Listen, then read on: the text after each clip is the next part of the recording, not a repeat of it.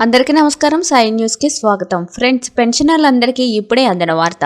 ఆంధ్రప్రదేశ్ ప్రభుత్వం పెన్షన్ తీసుకునే వారికి ఇబ్బంది లేకుండా మరో కీలక నిర్ణయం తీసుకుంది. రాష్ట్ర వ్యాప్తంగా దివ్యాంగుల కోటాలో పెన్షన్లు తీసుకుంటున్న విద్యార్థులకు తీపి కబురు చెప్పింది.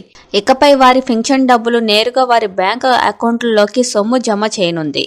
ఇవాళ మంత్రి డోలా శ్రీ బాల వీరాంజనేయ స్వామి ఆధ్వర్యంలో జరిగే సమావేశంలో నిర్ణయం తీసుకుంటారు. ఈ కొత్త విధానం నివాస ప్రాంతానికి దూరంగా హాస్టల్స్, గురుకులాలలో ఉంటూ చదువుకునే విద్యార్థులకు అమలు చేస్తారు. ప్రతి నెల పెన్షన్ డబ్బు తీసుకునేందుకు ఈ విద్యార్థులు తమ సొంత ఊరికి రావాల్సి వస్తుంది. ఇదంతా వ్యయ ప్రయాసకు సంబంధించింది కాబట్టి ఈ విషయాన్ని గుర్తించిన ప్రభుత్వం వారి బ్యాంక్ అకౌంట్లలోకి పెన్షన్ డబ్బులు జమ చేయాలని నిర్ణయం తీసుకుంది. ఈ మేరకు రాష్ట్ర వ్యాప్తంగా హాస్టల్, గురుకులాల్లో చదువుకుంటూ పెన్షన్ తీసుకుంటున్న 10,000 మంది విద్యార్థులకు ఊరట ఇచ్చే అంశం.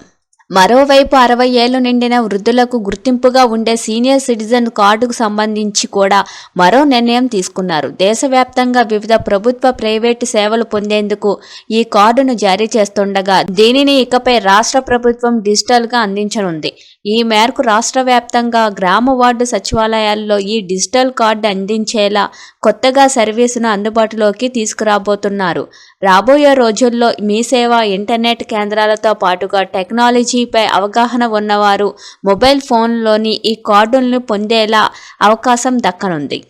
ఇవాళ అమరావతిలోని రాష్ట్ర సచివాలయంలో జరిగే senior citizens council state advisory board on disability సమావేశంలో నిర్ణయం తీసుకుంటారు.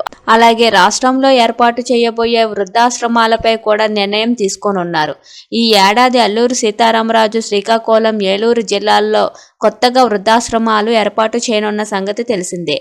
అలాగే వృద్ధులకు ప్రభుత్వ ఆసుపత్రుల్లో, ప్రభుత్వ ఆర్థిక సహాయంతో నడిచే ఆసుపత్రుల్లోనూ మెరుగైన చికిత్స అందించేందుకు ప్రత్యేక బెడ్ల ఏర్పాటుపై కూడా నేటి సమావేశంలో చర్చిస్తారు. Thank you for watching this video.